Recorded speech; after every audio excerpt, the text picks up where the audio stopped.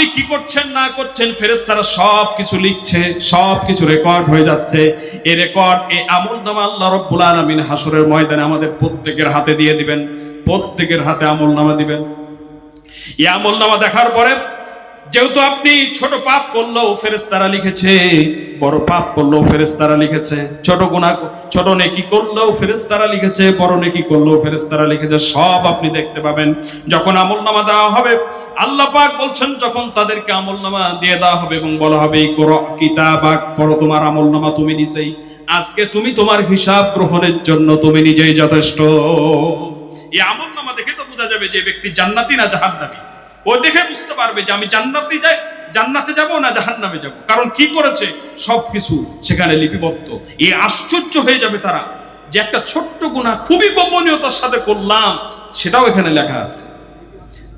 অস্বীকার করবে তখন তারা, এটা দেখে প্রথমে আশ্চর্য হয়ে যাবে। আল্লাহ পাক বলছেন এই আমলনামা দেখার পরে তারা বলবে মালে হাযাল কিতাব লা ইউগাদিরু সাগীরাতাও ওয়ালা কাবীরাতান ইল্লা আহসা।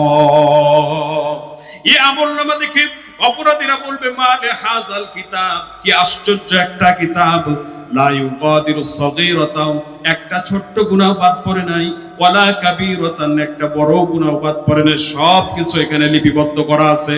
তখন তারা আল্লাহর ভয়তে, জাহান্নামের ভয়তে ফেরেশতাদের লিখিত আমলনামাকে তারা অস্বীকার করে দেবে, বলবে যে আমরা এগুলো করি নাই, ফেরেশতারা সব নিজের থেকে লিখেছে, আমরা করি নাই।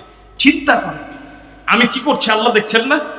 দেখছেন কিনা এটা মনে হয় আমরা জানি না। আল্লাহ দেখছেন না? আল্লাহ পাক দেখছেন। সে আল্লাহর সামনে দাঁড়িয়ে মিথ্যা কথা বলবে যে আল্লাহ এগুলা করি নাই, বুদ্ধি শেষ নাকি? আর বিচার হবে কি? কোথাও অস্বীকার করে দিল। আল্লাহ পাক বলছেন যখন এই লিখিত আমলনামাকে যখন অস্বীকার করবে তখন আমি কি করব? আল ইয়াউমা নাখতিমু আলা আফওয়াহিহিম ওয়া তুকাল্লিমুনা আইদিহিম ওয়া তাশহাদু আরজুলুহুম বিমা কানু ইয়াকসিবুন। যখন তারা এই লিখিত আমলনামাকে যখন অস্বীকার করে দেবে তখন সঙ্গে সঙ্গে তাদের জবানকে আমি বন্ধ করে দেব। জবান বন্ধ হয়ে যাবে। সে কাজগুলি আসলে করেছিল কি করে নাই তার হাত কথা বলবে, তার পা সাক্ষী দেবে, চোখ সাক্ষী দেবে, কান সাক্ষী দেবে, বাঁচার কোনো পথ থাকবে না। সেখানে শুধু তাই নয়, শুধু হাত পা সাক্ষী দিবে তা না, সেখানে আল্লাহ রাব্বুল আলামিন সিসি ক্যামেরার ফুটেজ দেখাবেন। আমাদের প্রত্যেকটা মুহূর্তের প্রত্যেকটা কর্মকাণ্ড রেকর্ড হয়ে যাচ্ছে। এই রেকর্ডকে আল্লাহ রাব্বুল আলামিন সেই দিন প্রকাশ করে দেবেন।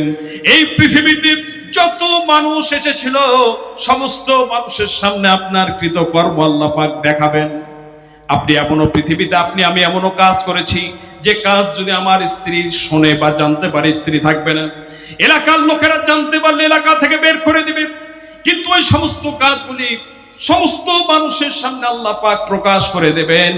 সমস্ত মানুষের সামনে দেখা যাবে, সমস্ত মানুষ দেখবে যে আপনি কোথায় ওই পদ্মার পারে বসে থেকে কি করেছিলেন, হোটেলে গিয়ে কি করেছেন, নাইট ক্লাবে কি করেছেন, কিসের বিরুদ্ধে স্লোগান দিয়েছেন, ঘুষের টাকা কিভাবে গ্রহণ করেছেন, সুদ কিভাবে খেয়েছেন, অন্যের জমির আইন নিয়ে কিভাবে চাপাচাপি করেছেন, সবকিছু মানুষের সামনে আপনাকে দেখানো হবে ভিডিও আকারে।